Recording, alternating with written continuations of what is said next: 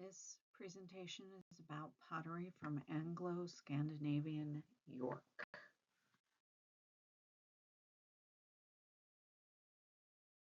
The pots we're going to examine were made in Torksey, England. This particular pot shown is a Torksey pottery cooking vessel from York, England. It's a flat bottom pot used for cooking. Let's talk today about locations in York and Torksey, England.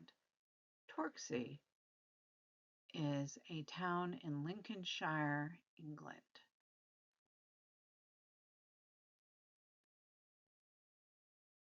It's adjacent to the River Trent.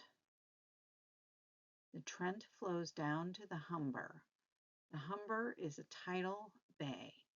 It divides Lincolnshire from Yorkshire. Yorkshire is where York is situated.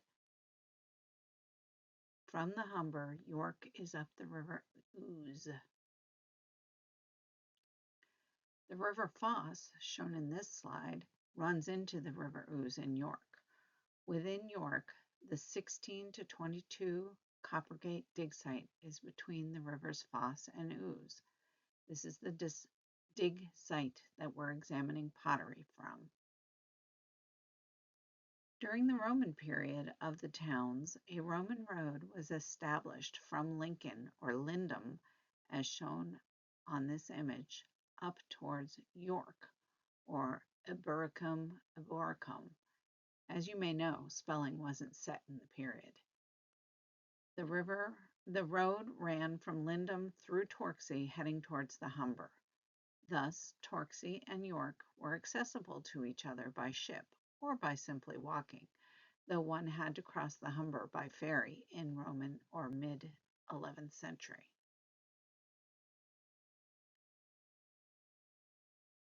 It's known that in 866, the Viking Great Army captures York.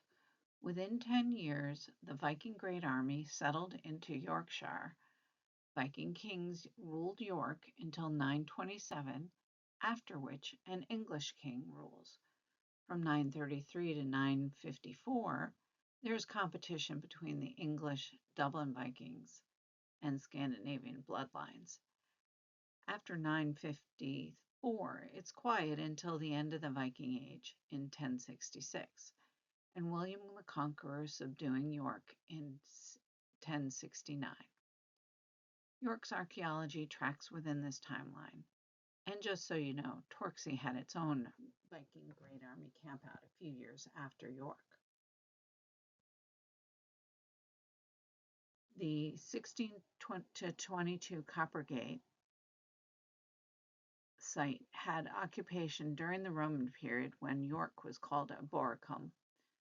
After the Roman legion withdrew in 410, for several centuries the site appears to be unused. The Anglo-Saxons held and renamed the city Eoforwic for a while, but there's no archaeological evidence in the 16 to 22 Coppergate space. In the mid-9th century, there's indication of nearby occupation. By the late 9th century, the street is laid out with possible occupation, which makes sense because the Great Army had settled in Yorkshire. During the Viking Age, the city is called Jorvik. Over time in Jorvik, now modernly known as York, England, the ceramic pottery used by people changed. The number and kinds of pottery sherds found are tabulated here. During period 3, the mid to 9th to the late 9th and early 10th centuries, when occupation was nearby, the majority of pottery types were Roman. During early use and setup of Coppergate 16 to 22 in periods 4A, 4B, and 5A, from the late 800s to the last quarter of 900s, the predominant pottery found was Yorkware. From 975 to the mid-thousands, in period 5B, Torksey wares predominated the pottery finds in Coppergate. This seriograph of the prior table is based on a percentage of the total finds. It summarizes the relative type or kinds of sherds amounts found. It shows the changes of the preferred pottery of the occupants of the site over time. These changes may indicate a change in preference of the occupants of the time, or it may have simply been availability of the types of pottery. Ceramics are relatively easy to replace when made unusable. They can even be made at home. However, the occupants seem to have purchased the available commodity as the need came along. The increased volumes of pottery found during the 5B 975 to mid 11th century may reflect greater numbers of occupants in the area.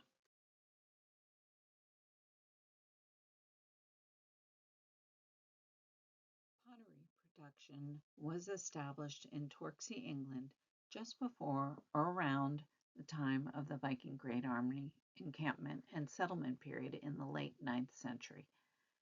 Kilns had been established earlier in neighboring areas. Multiple kilns were found in Torksey that produced at different times, with Kiln 2 thought to be the earliest around 900 to 1000, and others dating as late as 1150. While the kilns were made of the clay immediate to them, the pottery was made from the nearby rhyitic clay.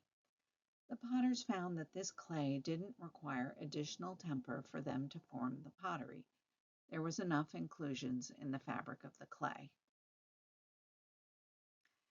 This figure shows petrographic thin section images of the pottery and clay sources from Torksey, as well as a sample from York. These pictures confirm that Torksey ware in York is made in Torksey of the rhyitic clay. The inclusion in the fabric of the clays are similar.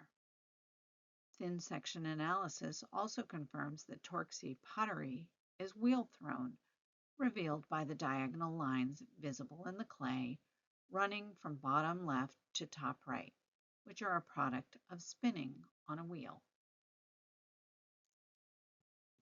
Torksey ware surfaces are almost always gray or black on the outside, with cores and margins oxidized being a red to reddish brown. The gray is a result of a reduced atmosphere or a lack of oxygen in the kiln. This sandwich is produced by initial oxidizing fire with later reducing atmosphere. The initial report from the source of the pottery indicated that it looked like pottery from Torksey, but it must have been local production due to the amount. However, no kilns were ever found to support pottery production in York. Only after more sampling was the Torksey source for pottery confirmed. Torksey pottery had varied forms and uses. Cooking vessels, bowls, pitchers, and storage vessels, and lamps were present from the earliest levels, but the number of different vessel forms, as well as the type of decoration, multiply through the later levels. Only 5% of the Torksey pottery pieces were decorated, with decoration being the most common around the mid-10th century. Rouletting is a stamped pattern on the rim edge or shoulder, squares, diamonds, or triangular shapes, as shown in the top right. Thumbprints appeared on the rim edge, as shown in the bottom right, or on ribs to help strengthen the pottery. Decorative thumbing seemed to replace rouletting in the pottery industry's later stages.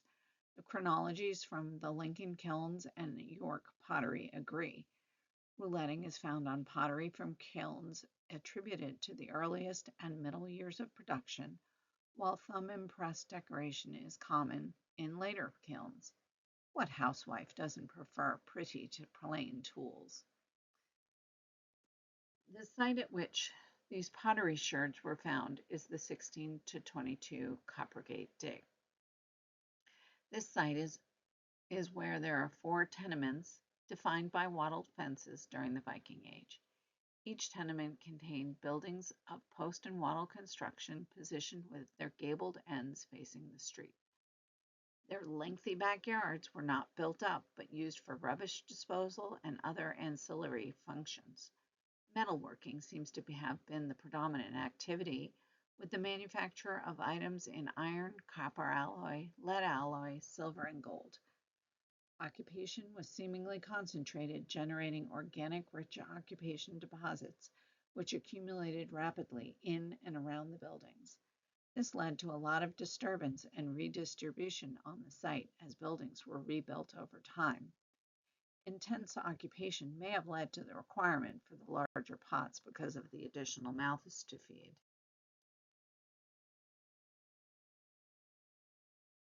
Torksey ware cooking vessels comprised 60 to 70% of the pottery.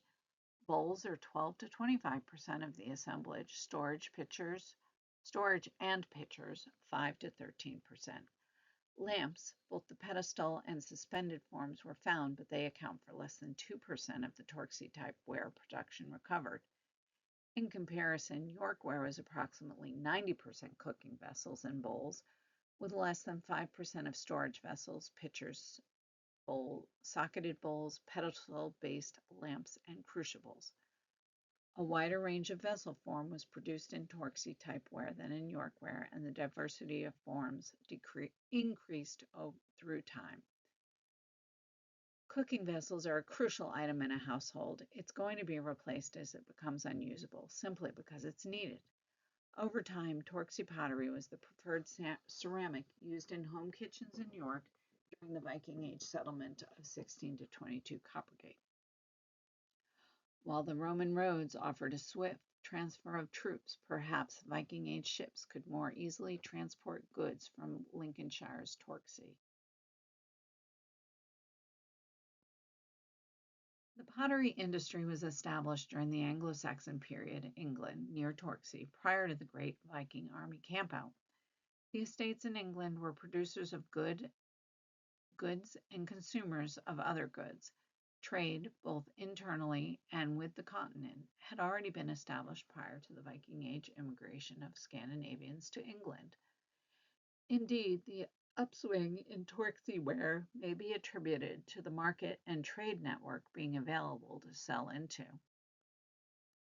Thus, the Scandinavian immigrant overlords had ready-made income-producing industries and available goods to trade within and without England. Aside from the storage with the York Archaeological Trust of all the sherds, these beautiful Torksey pottery pieces can be seen at the Jorvik Viking Center in York, England. There's a complete cooking vessel of plain form, as seen on the left, and a partial large storage vessel with applied thumbed ribs, as seen on the right. It has a spout, so it's thought to have stored liquids. It also has lugs for a rope to support it, aside from its handles, to be more easily tippable. The cooking vessel, at 125 centimeters high, is less than a third of the size of the larger storage vessel, which is 440 centimeters high. This decorated thumbprint style is often made as a reproduction, despite its lack of prevalence in the archaeological record. According to Blinkhorn's 2023 paper, it's thought that the Scandinavian newcomers in Britain were generally making and using material culture deliberately designed to be neutral, or copying older local forms and adopting local practices in an effort to culturally assimilate themselves. So it's unlikely the immigrants made changes to the ceramic industry. It seems likely that the Viking Age Scandinavians used the pots they brought with them in their immigration. As they needed them, they appeared to be purchasing the currently available cooking vessels made in Torksey. It seems they acquired larger pots over time. As a cook, a larger vessel for cooking can handle more food when needed, as well as keep things in the pot when stirring. When cooking over an open fire, it's at a distance and it can be clumsy to stir well without removing it from the fire. It seems the vessels were replaced with the local variety as time progressed. Unglazed ceramic vessels behave differently than our modern age copper-coated bottom or hex-clad pots, or even plate iron or soapstone cooking vessels that they might have used during the Viking Age period. Different cooking vessels need slightly different cooking methods whether hung over a fire, next to a fire, in or over coals, or even something else. To understand the requirements for cooking in the vessels it needs to be cooked with, I would imagine that a Viking Age woman preparing meals frequently for her household would learn quickly how to best cook with the vessel. Thank you so much for your attention to this presentation. The plan is to turn these slides into a series of Facebook and Instagram posts or reels about Viking Age pottery from York, England. I'm still not sure what that looks like though. Constructive guidance is welcome.